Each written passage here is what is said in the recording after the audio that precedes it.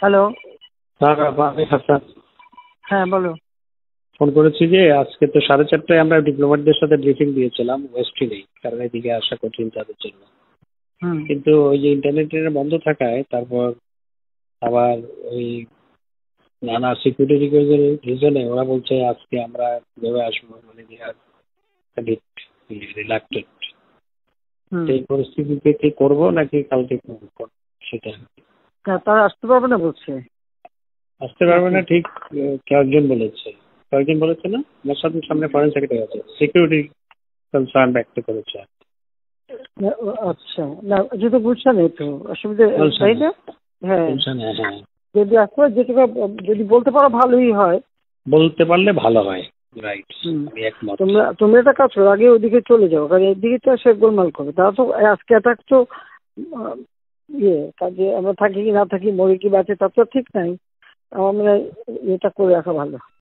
মা, পিম্পল 5 দিনেই চলে যাবে। যাবে না মা, যাবে। নিমের 5 অংশের পাওয়ারে 5 দিনেই দূর হবে পিম্পল। হিমালয়া পিউরিফাইং নিম ফেস ওয়াশ করে রাখা ভালো হবে। রাইট।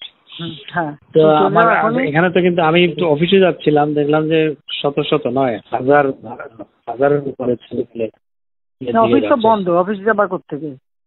আমি কারফিউর মধ্যে অফিস করেছি তো আগে।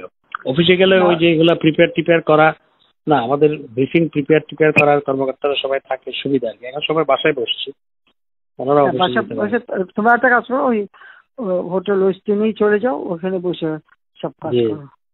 সেটা করা যায়। রাইট। হ্যাঁ, সেটা করে নেওয়া ভালো, আমি একমত। রাইট। জি, ওখানে যাও, বল যে আমরা এখানে আছি, এখানে বসে কাজ করি। ঠিক আছে, ওকে। কারণ এই কারফিউ টাফিউ দিয়ে এরা কিচ্ছু করতেছে না। কালকে খালি লম্বা কথা বলে গেছে। আমি দেখছি, আমি কিন্তু ঠিক করছিলাম যে আজকে যাবো রাষ্ট্রপতি, কারণ সব লিখে থেকে সব রেডি করছি। এইভাবে মানুষ মায়ের থাকার কোনো মানা হয় না। ইমার্জেন্সি দিয়ে লাভ হবে কি? ওই তোমার যেটুকু রোল ওইটুকুই তো, এর বেশি হয় না। ওই জন্য রাষ্ট্রপতির কাছে দিয়ে আসলে তখন রাষ্ট্রপতি 3 বাহিনীর প্রধান যাকে যা করে করুক, কারণ এইভাবে আর সম্ভব না। এটা এখন বলো না, বাইরে বললে আবার আরো এটা কোনোভাবে একটা ঝামেলা করে বেশি। দেখা যাক। ঠিক আছে, চিপে বলছি 24 ঘন্টা সময় নিচ্ছে, সে চেষ্টা করবে এই করতে। দেখা যাচ্ছে কি করে। সময় নিচ্ছে তো সবাই দিতে হয়। আমি বলেছি আমি কিন্তু থাকবো না, সোজা কথা, আর না, অসম্ভব এই দেশে আর না। ঠিক আছে, এটা আপনি নেতা কর্মীদের মিলিটারি কিচ্ছু রাখতেছে না।